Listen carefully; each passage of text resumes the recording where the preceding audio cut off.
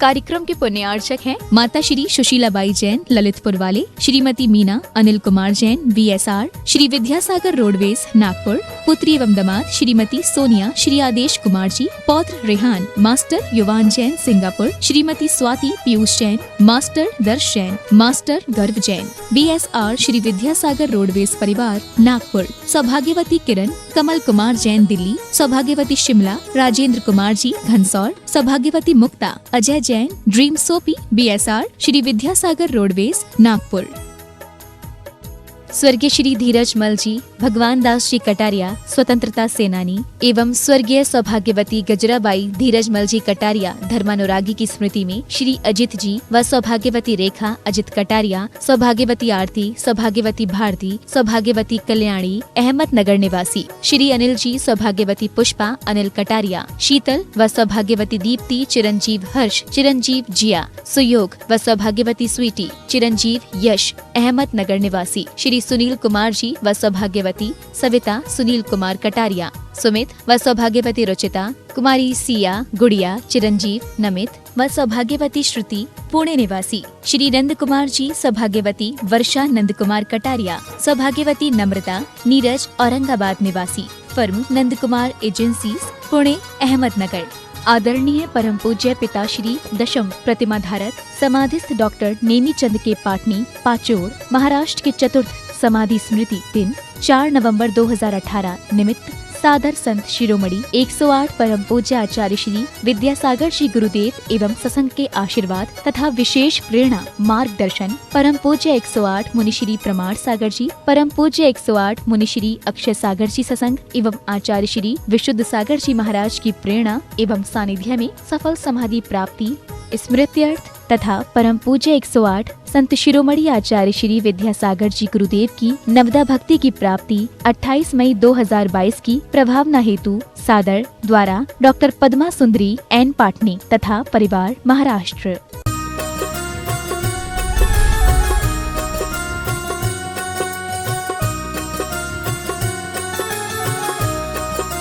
बोलिए 24 तीर्थंकर भगवंतों की, समय संस्कृति संवर्धक आचार्य देव विद्यासागर जी महाराज की जय जय जय।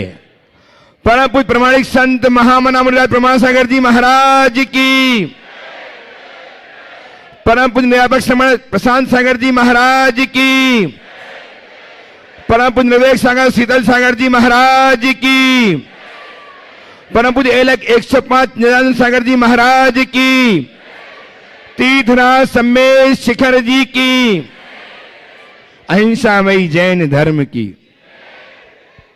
तीर्थराज सम्मेश शिखर की सुरम परिक्षेत्र में अवस्थित गुणायतन में स्थित जगत ज्येष्ठ जगत श्रेष्ठ आचार्य भगवान विद्यासागर जी महाराज के परम प्रभावक शिष्य, गुणायतन प्रणेता, संकल्प समाधान प्रवर्तक, भावना प्रवर्तक एवं संप्रदाय श्रमण परम पूज्य महामुनिराज प्रमाण सागर जी महाराज, संघ में विराजमान परम पूज्य निरपेक्ष श्रमण प्रशांत सागर जी महाराज, परम पूज्य निर्वेक सागर जी महाराज, परम पूज्य एलक निजानंद सागर जी महाराज की निश्रा में परम पूज्य शीतल सागर जी महाराज और परम पूज्य निजानंद सागर जी महाराज की निश्रा में विराजमान सभी सुश्रावकों एवं अपने घरों में अवस्थित सुदूर स्थित सभी श्रावकों जो पारस चैनल, जनमाही चैनल एवं प्रमाणिक ऐप के माध्यम से गुरुदेव की वाणी संकल्प समाधान के रूप में श्रवण करके अपने जीवन को धन्य कर रहे हैं, जीवन को उन्नत कर रहे हैं, आप सबका मैं गुणायतन एवं श्री सेवायतन परिवार की ओर से वंदन करता हूं, अभिनंदन करता हूं। और मैं आप सबको संबद्ध करने जा रहा हूं गुरुचरण से। ये गुरुचरण जिनके प्रेरणा से सम्मेश शिखर जी में गुणायतन में पंचायत शैली का अद्भुत जैन मंदिर निर्मित होने जा रहा है। पाषाण जैन मंदिर जो लगेगा हमें अकृत्रिम चैत्यालयवत, और जहां हम देख पाएंगे साक्षात समोशरण, और जहां हमें दर्शन होगा, हम जान पाए यात्रा होगी हमारी आत्मा से परमात्मा की। ऐसे गुणायतन में स्थित होकर के आज हम अपने गुरुदेव से अपनी समस्याओं के निदान पाएं। उसके पूर्व मैं चाहता हूं कि गुरुदेव के आशीष से हम सब लाभान्वित हों। अतः मेरे साथ उच्चारें, नमोस्तु महर्षि, नमोस्तु महर्षि, नमोस्तु महर्षि। आज भी गुणायतन से संबद्ध होकर के गुणायतन को नया रूप देने में, एक रूप देने में कारण बने हैं बहुत सारे श्रद्धालु, बहुत सारे भक्तजन। उनके नाम उच्चार रहा हूं। यदि भी यहाँ हैं तो अपने स्थान में खड़े होकर के आशीर्वाद प्राप्त करेंगे, अन्यथा हम उन्हें अपनी तालियों के माध्यम से उनका प्रोत्साहन करेंगे। स्वर्णदान देकर के श्रीमती संगीता जैन, शशि जैन, पंचरत्न भोपाल, इन्होंने अपने जीवन को धन्य किया है। अपने स्थान में खड़े होकर के गुरुदेव का आशीष प्राप्त करें। श्रीमती संगीता जैन, शशि जैन, पंचरत्न भोपाल, अपने स्थान में खड़े हो जाएं, आशीर्वाद प्राप्त करें। और निर्माण निधि से संबद्ध होकर के अपने जीवन को धन्य किया है श्रीमान लाड़ू लाल जी, बाबूलाल जी जैन, गौरव अंकुश जैन, चाकसू, यदि उपस्थित हो तो आशीर्वाद प्राप्त करें। श्रीमान महेश चंद जी, आलोक कुमार जी जैन, छिंदवाड़ा, उपस्थित हो तो अपने स्थान में खड़े होकर के आशीर्वाद प्राप्त कर लीजिए। और आज हम सम्मान करेंगे सीए श्रीमान परम जी बोहरा, हीराचंद जी, दिलीप जी बोहरा, जो सुपुत्र हैं हीराचंद जी के।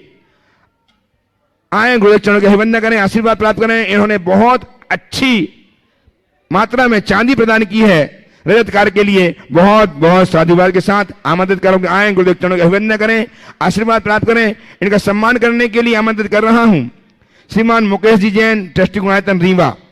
मुकेश जी रीवा से हमारे बीच में बेसिकता से आ जाए सम्मान करने के लिए। मुकेश जी जैन, रीवा, गुणायतन ट्रस्टी आ जाए। श्रीमान सनत जी जैन, मंडी बामोरा, सनत जी जैन सम्मान करने के लिए आ जाए। मंडी बामोरा से आपकी तालियां बजती रहे। इन्होंने आज रजत दान किया है, कल स्वर्ण दान करेंगे, परसों गुणायतन के ट्रस्टी बनकर के सीए हैं, ट्रस्टी भी बनकर के अपने जीवन को धन्य करेंगे। इस भावना के साथ हम इनका सम्मान करते हैं, इनका प्रोत्साहन वर्धन करते हैं। इसी क्रम में आज शुद्धा के रूप में जिन्होंने अपने आप को संबद्ध किया है और जीवन के सूत्र संजोए हैं, ऐसे श्रीमान अभिषेक जैन, दीपक जैन, गौरव अनिता जैन, ऋतिका जैन, दिल्ली से यदि उपस्थित हैं तो शीघ्रता से आ जाए। अभिषेक जी, दीपक जी, अनिता जी, ऋतिका जी जैन, दिल्ली, आइए शीघ्रता से। और इनका सम्मान करने के लिए मुकेश आ गए। मुकेश जी सम्मान करने के लिए उपस्थित हो। ट्रस्टी गुणायतन मुकेश जी रीवा से सम्मान करेंगे, साथ में सम्मान करेंगे हरीश जी जैन, कागजी, दिल्ली, ट्रस्टी गुणायतन, सक्रिय कार्यकर्ता हैं कागजी जी, कल जा रहे हैं। आज हम इनका सम्मान करवा के इनका सम्मान करना चाह रहे हैं। और इसी क्रम में शुद्धा के रूप में अपने जीवन को जोड़ करके धन्य किया है श्रीमती अंगूरी बाई, सनत, दीपेंद्र आदि आर्जव वीर आरती जैन परिवार जबलपुर ने। सुरौली वाले परिवार जो जबलपुर में निवास कर रहे हैं भी आए क्रम से। एक मिनट, गुरुदेव चरणों का अभिवंदन करें, आशीर्वाद प्राप्त करें और आपकी तालियां इनका निरंतर प्रोत्साहन करती रहें। आपकी तालियां इनके प्रोत्साहन को बढ़ाएंगी और एक दिन एक ट्रस्टी बनकर के, गुणायतन के ट्रस्टी बनकर जीवन को धन्य कर पाएंगे। इनका सम्मान करने के लिए सम्मान आमंत्रित कर रहा हूं गुणायतन के ट्रस्टी श्रीमान सतीश जी, साधना जी, नजा परिवार, जो अपने बेटे सुमित जी, शुभ जी के साथ यहाँ पे हैं, वे सम्मान करने के लिए पहुंचे। सम्मान करेंगे श्रीमती अभिषेक जी, श्रीमती अंगूरी बाई, सनत, दीपेंद्र आदि आजव वीर आरती परिवार जबलपुर का। सम्मान करेंगे सतीश जी, साधना जी जैन, नजा परिवार, ललितपुर, जो गुणायतन के ट्रस्टी हैं। आपकी तालियां लगातार बजती रहें। आगे अपने क्रम से आगे, ठीक है। श्रीमान अभिषेक जी,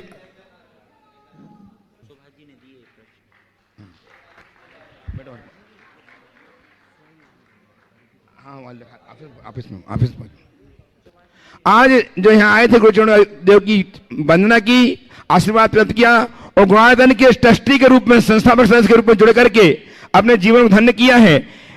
पानीपत हरियाणा से श्रीमान पदम जी, चक्रेश जी जैन, पुत्र नितिन जी, राहुल जी, अक्षता, आहान, अरहम, बेटी दमाद सारू जी, दीपक जी, पोत पोती अंशिका, ऋतिका जी, आरव जी जैन परिवार पानीपत। हमारी तालियां उन तक पहुंचे। आए थे, चले गए ट्रस्टी बनकर के, हम सम्मान नहीं कर पाए, लेकिन आज उनका सम्मान करके इसके माध्यम से हम उनका सम्मान कर रहे हैं। और अब सीधे सीधे मैं आपको लिए चलता हूं गुरुदेव के चरणों में, जहां से हम समाधान पा करके अपने जीवन को उन्नत करेंगे। प्रथम प्रश्न के लिए श्रीमान अशोक कुमार जी, श्रीमती राका जैन, 40 व्यक्तियों का समूह जो तीर्थयात्रा ग्रुप है अलवर राजस्थान से, अपने स्थान में खड़े होकर के प्रश्न प्रस्तुत करें और समाधान पाएं। तैयार हैं श्रीमान अमित जी जैन, बेरसिया, भोपाल। ओम नमोस्तु महाराज श्री, नमोस्तु महाराज श्री, नमोस्तु महाराज श्री। महाराज श्री, एक तरफ तो हम कहते हैं कि प्रभु के बिना, यानी जब तक प्रभु की छत्र छाया नहीं तब तक जीवन में कुछ होता ही नहीं, और एक तरफ हम कहते हैं प्रभु करता धरता हरता नहीं। ये दोनों बातों में विरोधाभास है जो इंसान को भ्रमित करता है, समझ नहीं आता। जब तक प्रभु जब करता धरता हरता नहीं तो प्रभु की भक्ति क्यों? देखिए, मेरी आपका शंका जो का सवाल समाधान। है, आपके सवाल से मिलता जुलता सवाल एक बार एक दर्शन शास्त्र की प्रोफेसर ने मुझसे किया था।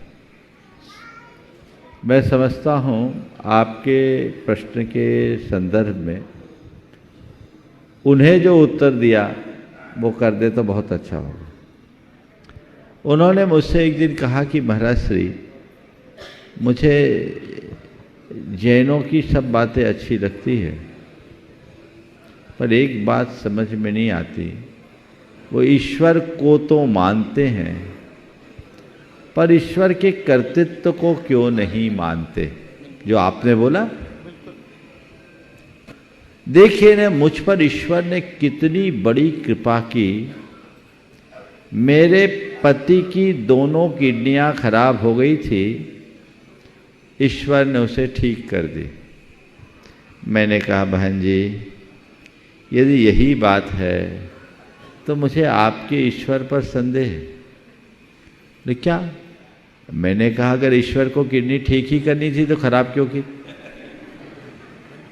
फिर उन्होंने कहा महाराज जी, यदि ऐसी बात है, जब ईश्वर कुछ करता धरता नहीं तो आपके यहाँ ईश्वर की पूजा क्यों होती?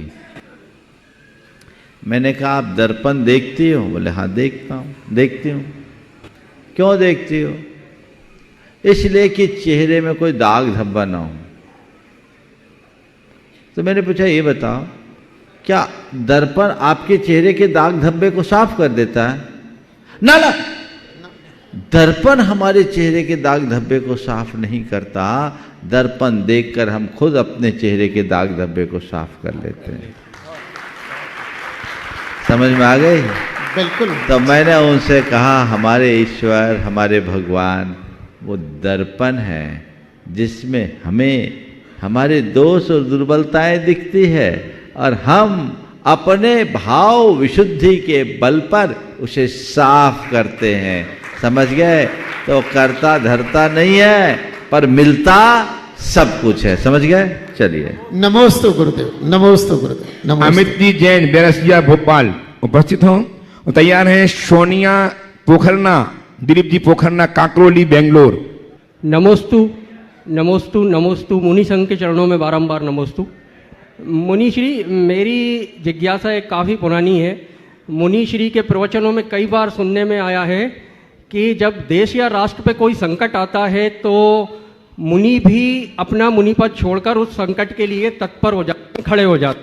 अब ऐसे में एक जिज्ञासा उत्पन्न होती कि जब भगवान राम को वनवास हुआ, वचनबद्ध थे और उन्होंने अपने वचन को प्राथमिकता दी, अपने देश को नहीं दी। ऐसे ही भीष्म पिता में यदि विवाह कर लेते, ओम, थोड़ा दूर से माइक बोलो। हाँ। यदि भीष्म पिता में यदि विवाह कर लेते और उनके देश को उनकी जरूरत थी, यदि वो विवाह कर लेते तो एक हस्तिनापुर को एक सार्थक उत्तरदायी मिल जाता और महाभारत जैसा भीषण युद्ध नहीं होता। तो जिज्ञासा ये है प्रभु कि वचन या प्रतिज्ञा का मान रखना राष्ट्र से भी बड़ा होता है क्या? देखिए, पहली बात तो अपने वाक्य को थोड़ा संशोधित करें। मैंने ये नहीं कहा कि राष्ट्र को जरूरत होती है तो मुनि भी अपना मुनि पद छोड़ देते हैं। छोड़ देते हैं ऐसा नहीं, छोड़ सकते हैं। क्या? जरूरत होने पर वो छोड़ सकते हैं। अब रहा सवाल, आपने रामचंद्र जी और भीष्म पितामह की प्रतिज्ञा की बात की।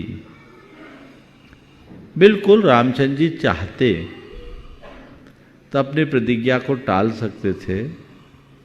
पूरी अयोध्या उनके अनुकूल थी। यहाँ तक कि दशरथ जी भी खुद कह रहे थे कि मैं तो, मेरी मति मर गई, फंस गया, बचनों में बंधा हूँ, तू मुझसे युद्ध करके मुझे पराजित करके बंदी बना ले और अयोध्या का राजा बन जा। रामचंद्र जी ऐसा चाहते तो कर सकते थे, पर ऐसा करने पर राम अयोध्या के राजा होते, राम नहीं बन पाते। समझ गए? हर व्यक्ति के हृदय में आज उनका राज है। ऐसे तो बहुत राजा हुए जो जनता के, प्रजा के चहेते हुए और इस दुनिया से चले गए, हम कितने को जानते हैं, पर राम तो एक ही है ना। समझ गए? जी जी। तो ये राम क्यों बने? क्योंकि वो अपनी प्रतिज्ञा में दृढ़ रहे। रहा सवाल, उस समय अयोध्या में ऐसा कोई संकट नहीं था कि रामचंद्र जी अगर राज्य नहीं संभालते तो अयोध्या तहस नहस हो जाती। उन्हें पता था मैं नहीं हूं तो भरत मुझसे कहीं कमतर नहीं है, भरत अयोध्या को संभाल सकते हैं। समझ गए? इसलिए उनका वो निर्णय सर्वोपयुक्त निर्णय था। समझ गए? अब भीष्म पितामह की बात है। भीष्म पितामह अगर चाहते तो विवाह कर सकते थे, लेकिन अगर वो ऐसा करते तो भी वे एक साधारण राजा भर बनते, भीष्म पितामह नहीं बन पाते। और जिस समय उन्होंने अपनी प्रतिज्ञा की थी उस समय राज्य के सामने कोई संकट नहीं था। समझ गए? और भीष्म पितामह के काल में भी भले युद्ध हुआ पर ऐसा राज्य का संकट नहीं था। और युद्ध के घड़ी में अपने पक्ष का साथ देना राजधर्म कहलाता है। इसलिए भीष्म पितामह को कौरवों के साथ खड़े होना पड़ा, वो उनकी बाध्यता थी। इसलिए ऐसा नहीं है कि कहीं भी आप अपनी प्रतिज्ञा को त्याग दें, प्राण जाए पर प्रण न जाए, ये हमारी संस्कृति की एक बड़ी पुरातन उक्ति है, पर वह हमें प्रसंग के अनुरूप देखना चाहिए। जब धर्म पर पूर्णतः संकट आए तब ये आपवादिक मार्ग अपनाया जा सकता है। समझ गए? चलिए आइए बेंगलोर से श्रीमती सोनिया जी एवं दिलीप जी पोखरना काकरोली, और तैयार हैं विशाल कुमार परेश कुमार शाह कनाडा। नमस्तु गुरुदेव। गुरुदेव के श्री चरणों में पूरे पोखरना परिवार की ओर से नमस्तु नमस्तु नमस्तु। गुरुदेव, मेरा प्रश्न ये था कि सब कुछ भली भांति जानते हुए भी कि मनुष्य सही क्या है और गलत क्या है, फिर भी क्यों गलत की ओर ज़्यादा आकर्षित होता है? ऐसा क्यों होता है गुरुदेव, और इससे बचने के उपाय क्या है? देखिए, आपका जो सवाल है ये सवाल मुनियों के संदर्भ में भी उठा और आचार्य पूज्यपाद के सामने ये सवाल आया कि हे भगवान, जानन अपि आत्मनस्तत्वम विविक्तम भावयन्नपि पूर्व भ्रांति वसाच्चेत भूयो भ्रांति मभिगच्छति। कैसा विचित्र संयोग है। आत्म तत्व के बारे में जानते हुए भी एकांत में उसकी भावना भाते हुए भी फिर भी मन पर की तरफ चला जाता है। क्यों? पुराने संस्कार के कारण। पूर्व विभ्रम वसात, पुराने संस्कार। समझ गए? तो जैसे हम लोगों के संदर्भ में कहा, वैसे आप लोगों के संदर्भ में भी है। अच्छी बात जानने समझने के बाद भी हमारे पुराने संस्कार हमें उसी दिशा में खींच लेते हैं जो हमारे जीवन को अटका देते हैं। आइए श्रीमान कनाडा से विशाल जी, परेश जी, शाह और तैयार हैं श्री पीयूष जैन, धन्यवाद। पीयूष जैन, धन्यवाद। बोलो। मेरे और मेरे परिवार की तरफ से कोटि कोटि बार नमोस्तु। महाराज श्री, मेरा प्रश्न ये है कि जो कनाडा में मंदिर है वहाँ पे प्रतिमा जी है, वहाँ पे तो मुनि महाराज जा नहीं सकते, तो हम उसको उसकी प्रतिष्ठा कैसे होती है, हम उसको वंदन कर सकते हैं? कनाडा में जो प्रतिष्ठा हुई किनने कराई? यहाँ से प्रतिष्ठित होके गई कि वहाँ प्रतिष्ठाचार्य ने कराया? वो मुझे नहीं पता। कब से हो आप कनाडा में? 4 साल से। देखो ऐसा है, जहाँ मुनि महाराज की सुलभता हो वहाँ मुनि महाराज के हाथों ही प्रतिष्ठा होनी चाहिए। पर जहाँ मुनिराज का पहुँचना संभव नहीं है, उसके लिए 2 रास्ते हैं। या तो मुनिराज की उपस्थिति में उसकी प्रतिष्ठा करा के वहाँ प्रतिष्ठित करा दो, और यदि वो संभव नहीं है तो प्रतिष्ठाचार्य के लिए ऐसा कहा गया है कि वो वस्त्र त्याग कर पर्दे में भगवान की प्रतिष्ठा कर ले। तो ये प्रतिष्ठा हो गई। आप इसमें ज़्यादा दिमाग मत लगाइए, इस बात की खुशी मनाइए कि कम से कम हमें देव दर्शन तो सुलभ हो रहे हैं। समझ गए? नमस्ते गुरुदेव। धन्यवाद से उपस्थित हों श्रीमान पीयूष जी जैन, और धन्यवाद से ही तैयार हैं सुश्री रति गोधा, संजय जी गोधा, नीरज जी गोधा के साथ, अपने माता पिता के साथ रति तैयार रहेंगी। मुनिश्री के चरणों में त्रिबार नमोस्तु नमोस्तु नमोस्तु। महाराज श्री, मंदिर जी में पूजा विधान जोर जोर से बोलनी चाहिए या और वार्तालाप कैसी होनी चाहिए? देखो, अब मंदिर में जाओ, पूजा विधान करो, मन लगा कर करो, पर इतना ध्यान रखो मेरे मन लगाने के साथ दूसरों का मन भटके नहीं। कई लोग होते हैं जिनको गा बजा कर पूजा करने में आनंद आता है, कुछ लोग होते हैं मौन पूर्वक। तो या तो सामूहिक पूजन हो तो कोई बाधा नहीं, और यदि सामूहिक पूजन नहीं है और किसी की गा बजा कर पूजा करने की आदत है तो वो तब जाओ जब भगवान खाली हो जाए। और सामूहिक में रहो, सब लोगों के आने के समय में है तो उस समय बिना किसी को व्यवधान किए अपनी पूजा आराधना करनी चाहिए। मैं एक स्थान पर था मध्य प्रदेश में, गोटे गांव, वहाँ एक सज्जन थे। वो हम जब आहार को निकलते थे उसके बाद पूजा करने आते थे, और बहुत मधुर संगीत के साथ। क्या बमोरिया जी नाम था, क्या नाम था उनका? हाँ, नेमिचंद बमोरिया। ये बैठे गोटे गांव वाले, तो हमारा ही गोटे गांव वाले हैं। और वो पूजन करते बहुत भाव से। कभी कभी मैं आहार करके लौटता था ना, तो बैठ के सबको चुप करता, इनकी पूजा सुनता था, इतनी भाव से। और मैंने उनसे बोला महाराज, मैं अपने और भगवान के बीच में कोई डिस्टरबेंस नहीं चाहता। मेरा मन तभी लगता है जब मैं बहुत भाव से गा के पूजा करता हूँ, और प्रायः 15 दिन में एक आध पूजा वो खुद भी बना लेते थे, और वो पूजा करते लीन होकर करते। और विशेषता ये कि पूजा करने के बाद ही कुछ खाते पीते थे। अभी है वो नहीं रहे। तो ये एक पद्धति है।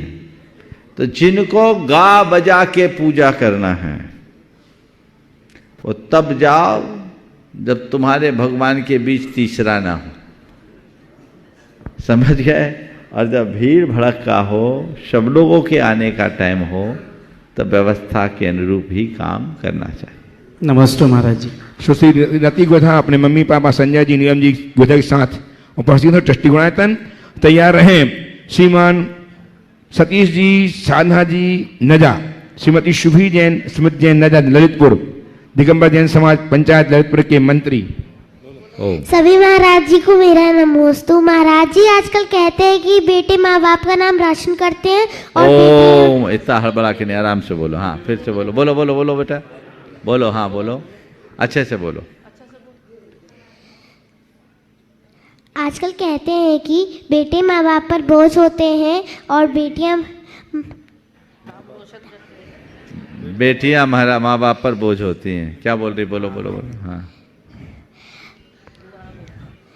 आजकल कहते हैं कि बेटे माँ बाप का नाम रोशन करते हैं और बेटियां माँ बाप पर बोझ होती है। तो महाराज जी मेरा प्रश्न ये, तो महाराज जी लड़कियां ऐसा क्या कर सकती है जो हम लड़कियां नहीं कर सकती? तुम ये क्या कहना चाह रही, पहले तो ये स्पष्ट करो, सुनने में नहीं आया। बेटियां माँ बाप पर बोझ होती कि बेटे बोझ होते?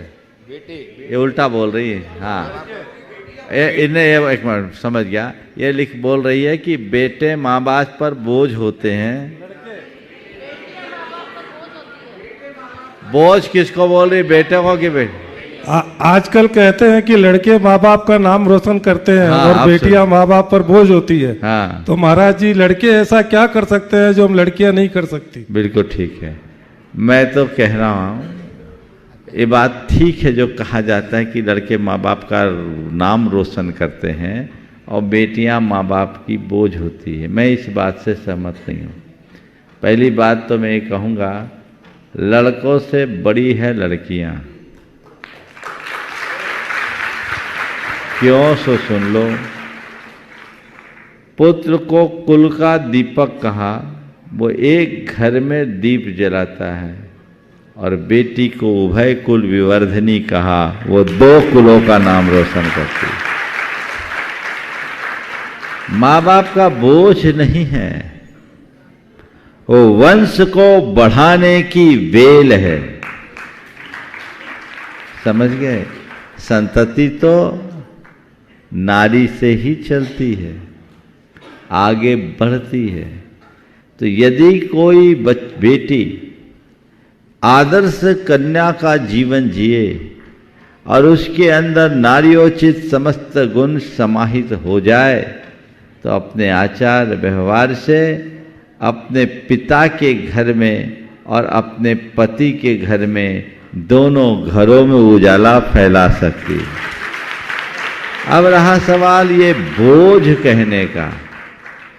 बोझ कहने के पीछे ये मध्यकालीन मानसिकता है, क्योंकि मध्य युग में एक दौर ऐसा चला जब दहेज आदि की बहुत ज़्यादा मांग चली, जो आज भी कई रूपों में है। तो उस दहेज के कारण कन्या को लेकर के लोगों को ये बात आने लगी और एक उक्ति आ गई, जाते ति कन्या महते ति चिंता। कन्या जन्मी और चिंता जन्मी। वो मूल रूप से दहेज की विकृत मानसिकता के परिणाम स्वरूप था। और आज यदि बदले संदर्भ में कहो तो मैं कहूँगा, बेटे तो फिर भी धोखा दे दे, बेटियां ही काम में आती हैं। युग तेजी से बदल रहा है।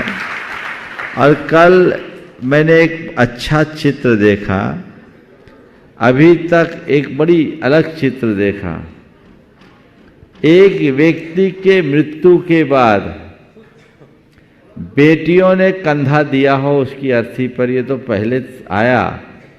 अभी एक व्यक्ति के मृत्यु के बाद उसकी दोनों बहुओं ने कंधा दिया। ये चित्र मैंने देखा। तो समय में बड़ा परिवर्तन आ रहा है और हम बेटे और बेटी के भेद की मानसिकता से बचने की कोशिश करें।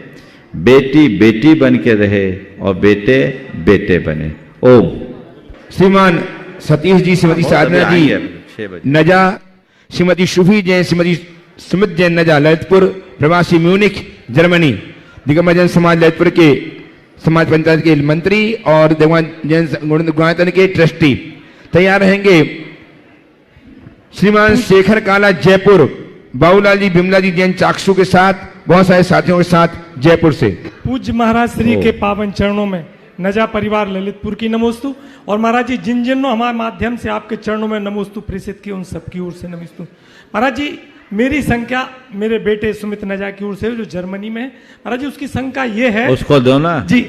वो कह रहा हम कपेंगे थोड़े से। जर्मनी में रह रहा, यहाँ कापेगा। तू ही पूछ, वो पूछेगा। बेटों को आगे करोगे तभी कुछ बन पाओगे। हाँ बोलो बोलो।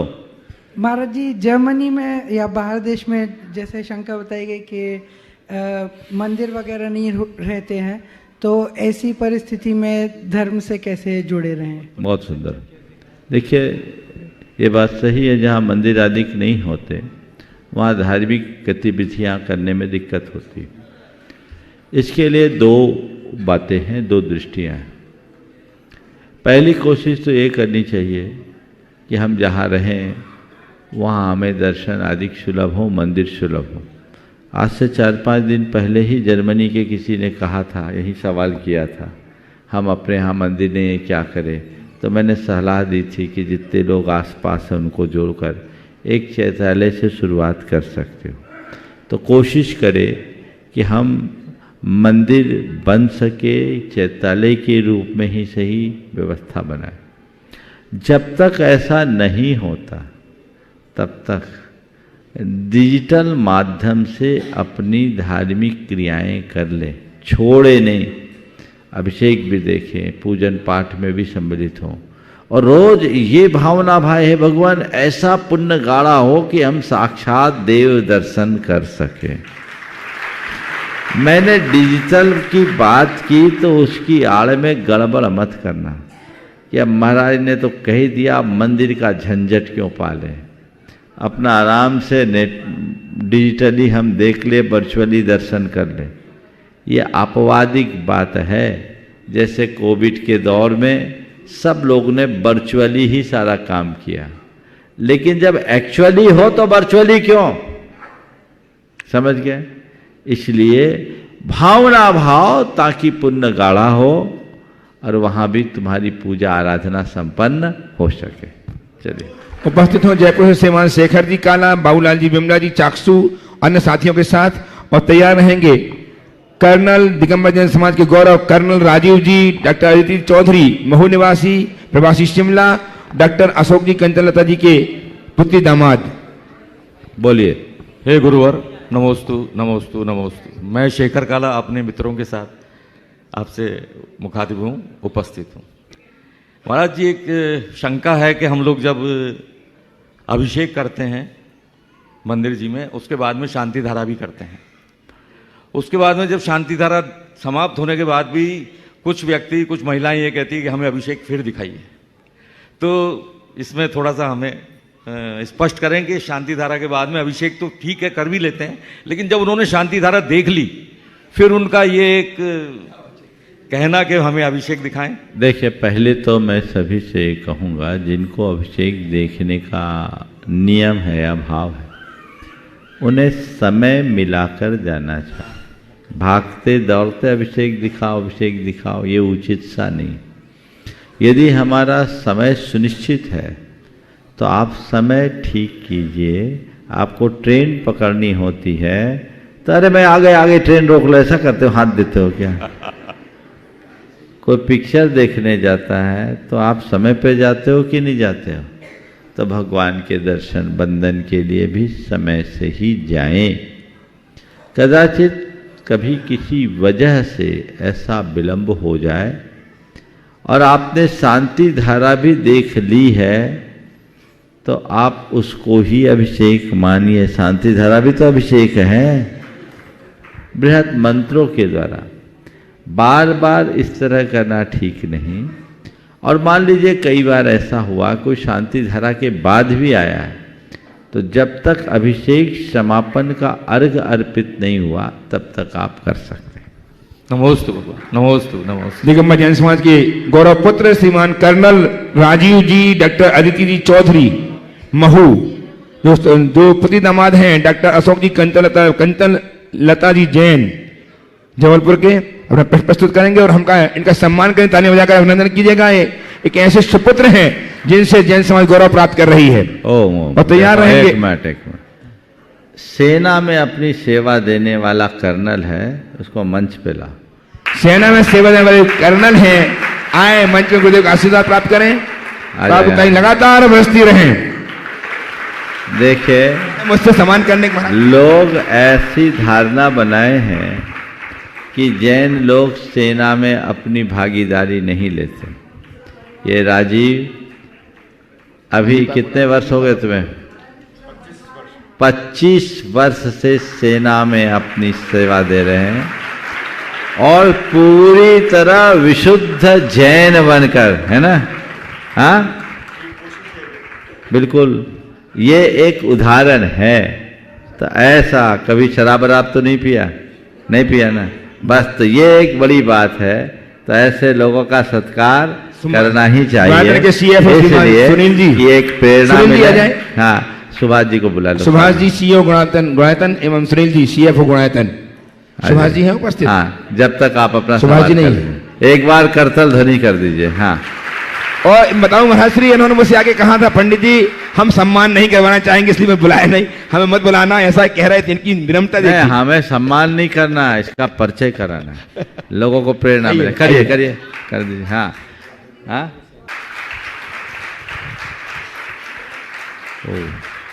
हाँ राजीव पूछो। हाँ, हेलो। अच्छा, तुम्हारे भी रिश्तेदार हैं? तुम्हारे भाई, मामा का लड़का है, भाई हो गया। क्या बात है, शकुंतला जी के मामा के पुत्र हैं। इनके पिताजी, उनके मामा के पिताजी भी कर्नल थे। बहुत सुंदर, बोलो राजीव। हाँ जी, मेरे 2 प्रश्न हैं गुरुदेव। पहला ये कि जिस प्रोफेशन में मैं हूँ उसमें जो हिंसा होती है, क्या उसको हिंसा माना जाएगा? क्योंकि मैं जिस प्रोफेशन में हूँ और मैंने की है हिंसा। और दूसरा प्रश्न ये है कि क्या भाग्य होता है या हमारे कर्म ही भाग्य के रूप में हमारे सामने आते हैं? बहुत अच्छा। देखिए, पहला सवाल जो आपने किया, खड़े रहो आप। एक सेना में रहने वाला व्यक्ति, निश्चित उससे हिंसा होती है, वो वही होगी। आप तो बिल्कुल बॉर्डर पे भी गए होंगे। हाँ, आतंकवादियों को मारा। 2 दृष्टियां, एक है रक्षा के लिए मारना और एक मारने के लिए मारना। हमारे यहाँ विरोधी हिंसा को क्षम्य कहा है, समझ गए? एक सेनापति था आबू का, वो व्रती था। अब युद्ध छिड़ रहा था, प्रतिक्रमण का समय हो गया, वो प्रतिक्रमण करने लगे। मैं 1 इंद्रियों से क्षमा मांगता हूँ, 2 इंद्रियों से क्षमा मांगता हूँ, अगर किसी 1 इंद्रिय से 5 इंद्रिय तक के लिए सबसे क्षमा, अगर घात हो गया क्षमा। मंत्रियों ने राजा से कहा, ये तो सबसे क्षमा मांग रहा है, ये युद्ध क्या जीलेगा? तो जब ये बात आई तो आबू ने कहा कि महाराज, वो मेरा आत्मधर्म था जो मैं अपने प्रतिक्रमण में कर रहा था, और ये मेरा राजधर्म है जो युद्ध के मैदान में कर रहा है। उसने अकेले दम पर रुंड मुंड सुंड करते हुए पूरी सेना को तहस नहस करके विजय दिलाई थी। शायद नाम संभाजी था, संभाजी, समझ गया? जैनत्व के गौरव करके हुकुमचंद जी सांवला की एक कृति प्रकाशित हुई, इसी मंच से उसका विमोचन हुआ था। उसे पढ़ोगे तो छाती फूल जाएगी कि हम जैन वीरों की संतान हैं। भामाशाह जैसे ने राणा प्रताप के साथ सेनापतित्व किया था। ये विरोधी हिंसा है। आप देश की सुरक्षा के लिए काम करते हो या कोई और काम के लिए? आपने एक आतंकवादी को नहीं मारा, आपने पूरे देश के अनेक निर्दोष लोगों की जान बचाई। समझिए, जैन पद्म पुराण में लिखा है कि रणांगण में कोई योद्धा यदि जाता है तो एक और उसकी धर्मपत्नी विजय का सेहरा लेकर उसकी प्रतीक्षा करती है, तो दूसरी ओर स्वर्ग में सुरांगना। यदि युद्ध से जीत कर लौटता है तो उसकी धर्मपत्नी उसके सिर पर सेहरा बांधती है, और वीर गति को प्राप्त होता है तो सीधे स्वर्ग जाता है। समझ गए? ये हमारा धर्म है और भारत की संस्कृति रक्षा की संस्कृति है। आप सब रक्षा मंत्रालय से जुड़े हो, हम डिफेंस की बात करते हैं, ऑफेंसिव नहीं है। समझ गए? तो आज जवान यदि बॉर्डर पर ना हो तो हम आप शांति से यहाँ बात कर पाएंगे? तो ये भी उनका एक धर्म है। इसलिए जितने भी सैनिक हैं मैं उन्हें यही कहूँगा कि वे अपने धर्म का ही निर्वाह कर रहे हैं, करते रहे। समझिए? दूसरा जो आपने सवाल किया, भाग्य और कर्म के संदर्भ में, ये होता भी है या नहीं होता या किस रूप में होता है, ये सवाल अक्सर आता है। मैं बड़े कम शब्दों में आपसे कहूँगा, मेरे भाग्य में क्या है इसका मुझे पता नहीं है क्या, पर मेरा कर्म क्या होना चाहिए इसका मुझे पता है। मुझे क्या कर्म करना ये मुझे पता है ना। तो जिसका मुझे पता है और जिस पर मेरा नियंत्रण है मैं वो करूं, जिसका मुझे पता नहीं और जिस पर मेरा नियंत्रण नहीं उसके पीछे क्यों भागूं? समझ गए? इस उलझन में मत पड़ो कि भाग्य होता है कि नहीं होता, भाग्य बड़ा कि कर्म बड़ा। इस सवाल तो न जाने कितने वर्षों से पूछा जाता रहा, सदियों से पूछा है लोगों ने, पर इस सवाल से कुछ नहीं होगा। मेरे हाथ में जो है मैं वो करूं। हाँ, कोई जरूरी नहीं कि मैं जो करूं वो हो ही जाए, ना हो तो ना सही, जो हो उसे मैं स्वीकार करूं। ये परिणति यदि हमारे मन में बनेगी तभी हम आगे बढ़ सकेंगे। समझ गए? ओम ओम। भाग्य को हम माने, पर कब? जब बहुत प्रयत्नों के बाद भी अनुकूल परिणाम न मिले और मन अशांत होने लगे तो अपने मन को समझाने के लिए कहे भैया मेरे भाग्य में यही था। समझ गए? कुछ अघट घट जाए, शायद मेरे भाग्य में यही था, पर जब हम कुछ करने के लिए बढ़े तो भाग्य को एक तरफ रखे, कर्म को आगे लेकर चले। उपस्थित हों गुणाधन के ट्रस्टी श्रीमान हरीश जी जैन कागजी दिल्ली से, और तैयार रहेंगे श्री प्रोफेसर अशोक कुमार जी की धर्मपत्नी। नहीं, अभी सुधीर जी आएंगे। सुधीर जी अंतिम बोलिए। श्रीमान सुधीर जी, श्रीमती नीलम जी कटनी अपने बेटी दामाद के साथ। सुधीर जी हैं? हाँ हैं। बुलाओ। प्रदीप टकसाली बेल्जियम, श्रीमती सपना, शिवांग जी शौर्य जी दुबई, शिवांग जी नाती न्यूयॉर्क अमेरिका। माइक दीजिए सुधीर जी। ये सब तैयार रहेंगे। राहुल जी दामाद जयपुर, श्रीमती सोनल बेटी अब्याना सोनीपत, आरव जैन मेयो, भानेज अजमेर, अयान जैन नाती अजमेर, ये सब तैयार रहेंगे। सुधीर जी ट्रस्टी गुणायतन और जो पूर्व अध्यक्ष हैं भारतीय निगम जैन तीर्थ कमेटी के, इनके परिवार के सभी सदस्य तैयार रहेंगे। श्रीमती सीता जी जैन टीकमगढ़ वाले ब्रकांत जी के साथ। मैं बोलिए क्या महाराज श्री? बोलिए। महाराज श्री के श्री चरणों में मैं वणिक पुत्र सुधीर जैन 3 पीढ़ियों के साथ नमोस्तु करता हूं। नमोस्तु भगवान, नमोस्तु भगवान। गुरुवर, सुना है कि सच्चे मुनि के आशीर्वाद से सब कुछ सफल होता है। तो महाराज श्री मैं प्रश्न करूं उसके पहले आपसे आशीर्वाद चाहता हूं कि मैं 5 पीढ़ियों के साथ आपके दर्शन करके नमोस्तु कर सकूं। महाराज श्री 7 बरस बनारस में पढ़ा इंजीनियरिंग और मास्टर ऑफ इंजीनियरिंग। सुना है 4 तीर्थंकरों के गर्भ और जन्म कल्याणक वहां हुए और प्रतिदिन करोड़ों रत्नों की वर्षा होती है। महाराज श्री आज तक उन रत्नों को ढूंढ नहीं पाया। मेरे दामाद बेल्जियम से आए हैं, रत्नों का व्यवसाय करते हैं। बड़ा बेटा अमेरिका से आया है, ये भी इसी लाइन पर है। छोटा बेटा दुबई में है, ये भी रत्नों के व्यवसाय में है। महाराज श्री, जो रत्न बरसते हैं, क्या वे हमें समझ में नहीं आते? हम उन्हें कैसे पाएं? हमें उनके पाने का आप मार्ग बता दें। हम आपके आने वाली पीढ़ियों तक ऋणी रहेंगे। नमोस्तु महाराज श्री।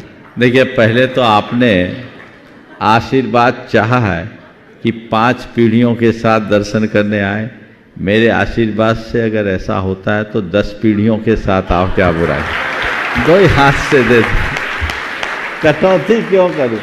आशीर्वाद ही देना है तो पूरा बांटे ना। बहुत अच्छी भावना है, भाव रखना चाहिए। आपने जो सवाल किया, तीर्थंकरों के जीवन काल में जो रत्नों की वर्षा हुई वो कहाँ चले गए? मैं कहता हूँ अच्छा हुआ कि चले गए।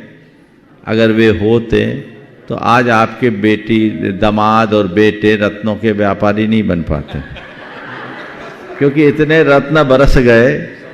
उसकी तो बहुलता होती, वो रत्न रत्न नहीं होते, उनका मूल्य ही खत्म हो गया होता।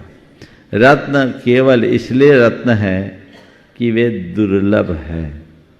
रहा सवाल तीर्थंकरों के तीर्थकाल में बरसने वाले उन दिव्य रत्नों का, तो उस संदर्भ में मैं यही कहूँगा, ये दिव्य निधियाँ हैं।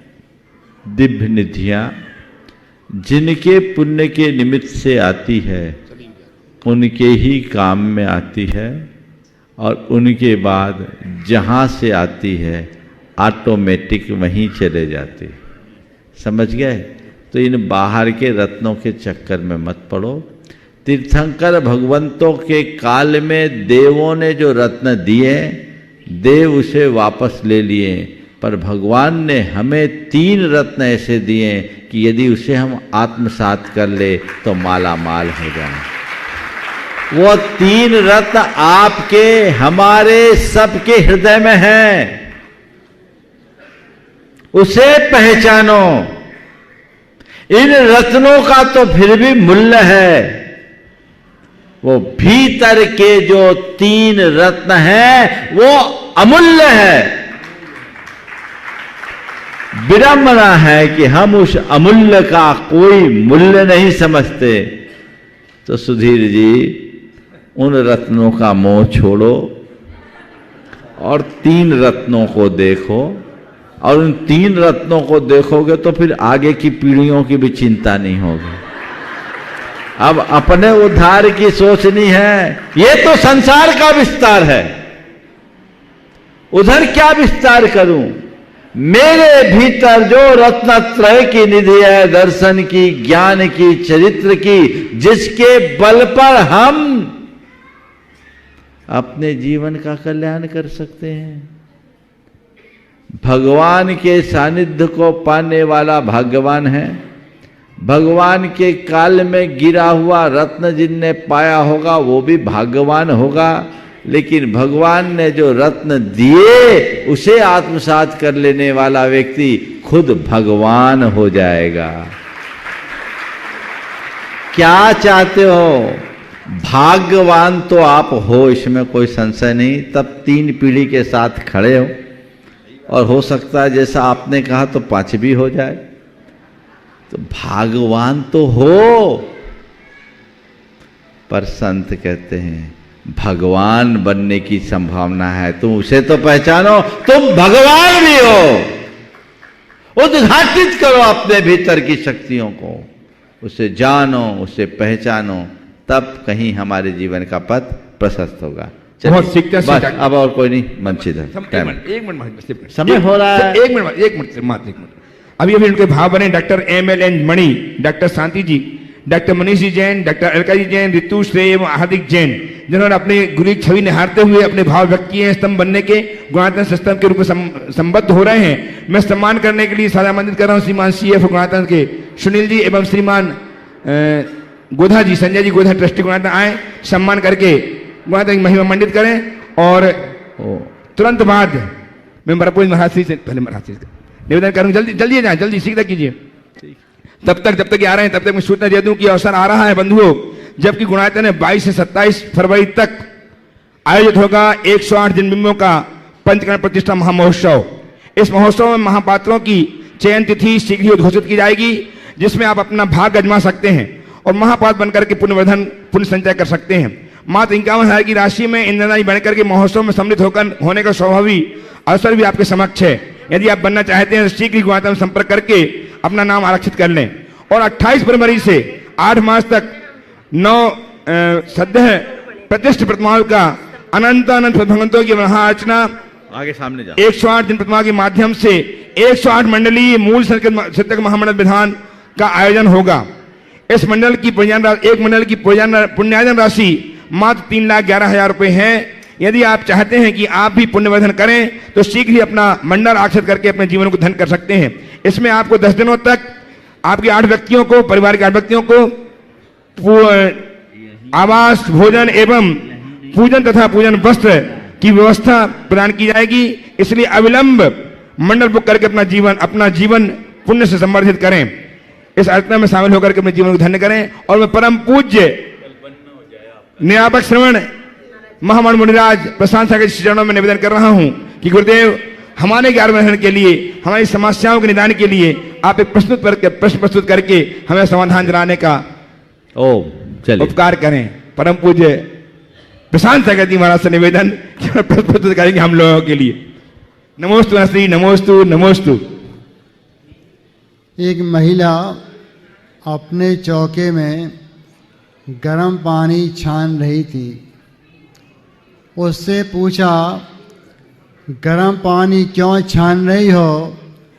तो वह महिला कहती है, मैंने पहले पानी नहीं छाना था।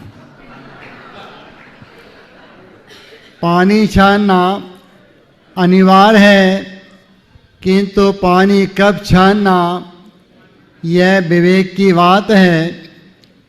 और विवेक प्राप्त होता है साधु संगति से, और दूसरा प्राप्त होता है वह स्वाध्याय करने से। जो आपकी उत्पन्न होती है जिज्ञासाएं, वह कब होंगी? जब आप स्वाध्याय निष्ठ बनेंगे। और जो स्वाध्याय नहीं करते हैं वह किस तरह के हैं? एक छोटा सा है किंतु हास्य के रूप में है, किंतु आपका वह शिक्षाप्रद है। एक त्यागी जी एक नगर में आए और एक सेठ के यहाँ पर पहुँचे। उन्हें भोजन करना था और चल रहा था वार्तालाप दोनों का। सेठ ने पूछा, त्यागी जी आपका स्वाध्याय क्या चल रहा है? वह स्वाध्याय करते नहीं थे मगर बहुत बातूनी थे। तो उन्होंने कहा, सेठ जी ऐसा है, भोजन कर्तव्यम तो भी मर्तव्यम, भोजन न कर्तव्यम पढ़तव्यम तो भी मर्तव्यम, न पढ़तव्यम तो भी मर्तव्यम, फिर दांत किटा किटम किम कर्तव्यम। पढ़ेंगे तो भी मरना है और ना पढ़ें तो ही मरना है। फिर दांत का किटकिट क्यों करूं? क्योंकि दांत भी पढ़ने में, बोलने में ऊपर नीचे हो जाते हैं। समय निकलता गया। अब त्यागी जी कहते हैं, सेठ जी 11 बज रहे हैं, अर्थात भोजन कराओ, मुझे आगे भी जाना है। सेठ जी कैसे थे? टिट फॉर टैट, जैसे को तैसा उत्तर देने वाले। उनने कहा, ऐसा है त्यागी जी, भोजन कर्तव्यम तब भी मर्तव्यम, भोजन न कर्तव्यम तब भी मर्तव्यम, फिर अन्न ठुसा ठुसम किम कर्तव्यम। उनको तो बात समझ में आ गई थी, अब आपको भी आ गई हो गई। तो आप सब क्या हैं? स्वाध्याय निष्ठ हो, अब और अच्छी अच्छी शंका उत्पन्न होगी, उनके आपको समाधान मिल जाएंगे। भगवान महावीर स्वामी की जय। बहुत बढ़िया। परम पूज्य निर्वेक सागर जी से निवेदन करूं, उसके कुछ 10 सेकंड की सूचना महाराज श्री।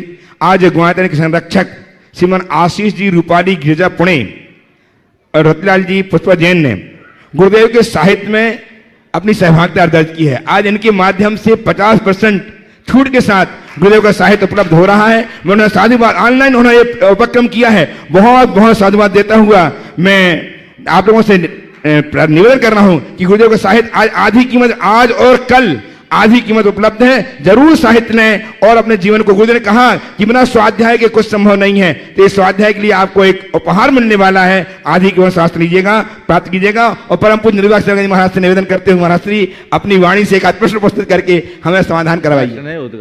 जो भी करें नमोस्तु नमोस्तु नमोस्तु नमोस्तु।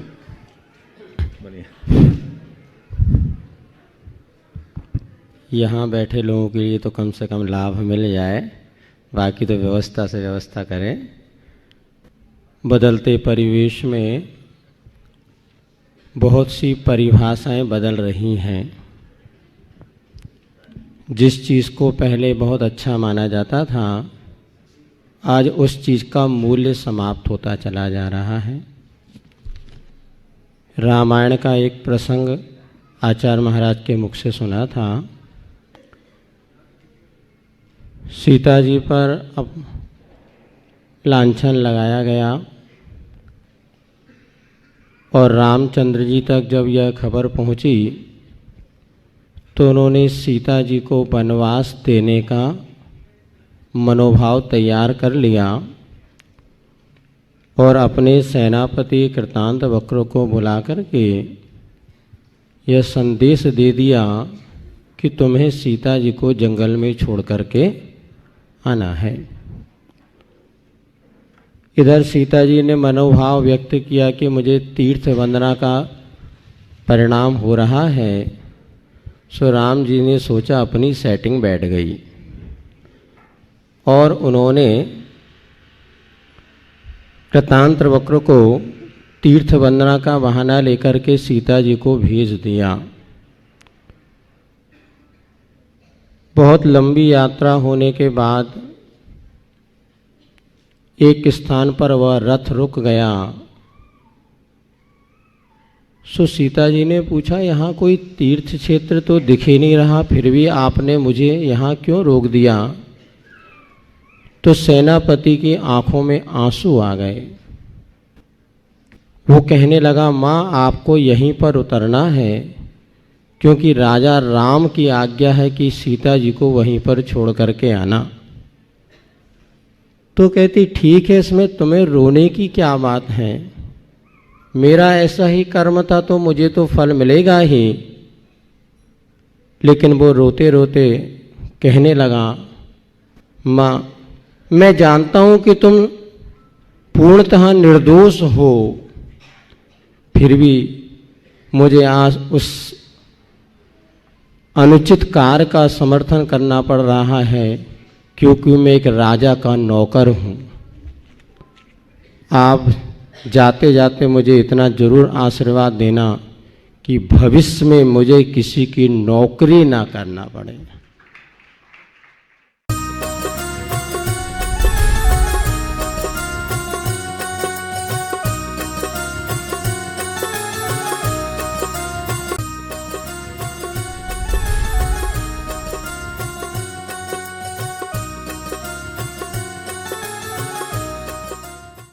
इस कार्यक्रम के पुण्यार्चक थे माता श्री सुशीलाबाई जैन ललितपुर वाले, श्रीमती मीना अनिल कुमार जैन VSR, श्री विद्यासागर रोडवेज नागपुर, पुत्री एवं दामाद श्रीमती सोनिया, श्री आदेश कुमार जी, पौत्र रेहान, मास्टर युवान जैन सिंगापुर, श्रीमती स्वाति पीयूष जैन, मास्टर दर्श जैन, मास्टर गर्व जैन, BSR श्री विद्यासागर रोडवेज परिवार नागपुर, सौभाग्यवती किरण, कमल कुमार जैन दिल्ली, सौभाग्यवती शिमला, राजेंद्र कुमार जी घनसौर, सौभाग्यवती Mukta, Ajay Jain, dream soapy BSR Shri Vidyasagar roadways Nagpur.